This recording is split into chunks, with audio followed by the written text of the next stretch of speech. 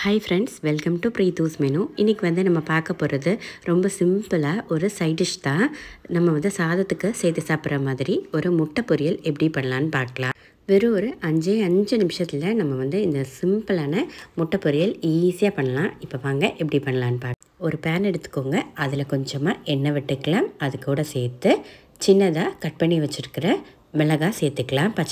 நான் இங்கே ஒரு பச்சை மிளகாய் தான் எடுத்திருக்கேன். இதில் கொஞ்சம் காரம் உள்ள பச்சை மிளகாய் நீங்கள் வந்து உங்கள் காரத்துக்கு ஏற்றாப்பில் சேர்த்துக்கலாம். அடுத்ததாக பார்த்திங்கன்னா ஒரு மீடியம் சைஸில் 3 பெரிய வெங்காயத்தை எடுத்து அதையும் இந்த மாதிரி சின்னதாக கட் பண்ணி அதை இப்போ நம்ம சேர்த்துக்கலாம். இது வந்து ஒரு 4 முட்டைக்கு ஒரு 3 வெங்காயம் எடுத்துக்கலாம். வெங்காயம் கூட சேர்த்துக்கிட்டாலுமே நம்மளுக்கு வந்து டேஸ்ட் வந்து சூப்பராக தான் இருக்கும். குவான்டிட்டியும் கொஞ்சம் கூட கிடைக்கும்.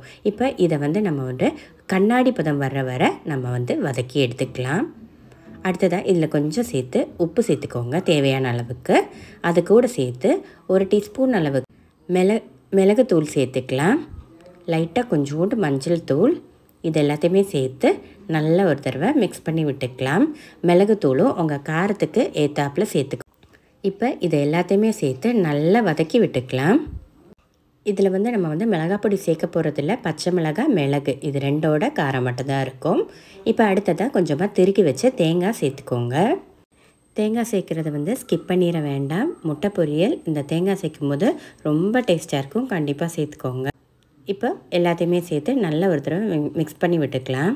அடுத்ததாக இங்கே வந்து 4 முட்டையை உடச்சி இந்த மாதிரி ஒரு பாத்திரத்தில் எடுத்து வச்சுக்கோங்க.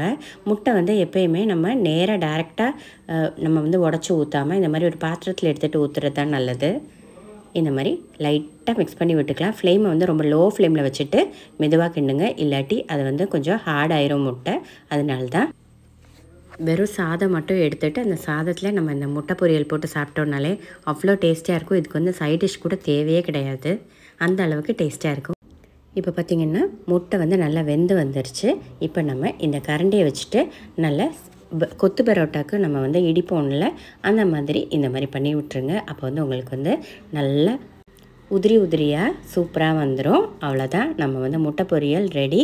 கண்டிப்பாக எல்லோரும் ட்ரை பண்ணி பாருங்கள், ரொம்ப டேஸ்ட்டாக இருக்கும். இப்போ இதை வந்து நம்ம சர்விங் பவுலுக்கு மாற்றிக்கலாம். எல்லோரும் கண்டிப்பாக இந்த முட்டை பொரியல் ட்ரை பண்ணி பாருங்கள். வீடியோ பிடிச்சிருச்சுன்னா லைக் பண்ணவும் சப்ஸ்கிரைப் பண்ணவும் மறந்துடாதீங்க.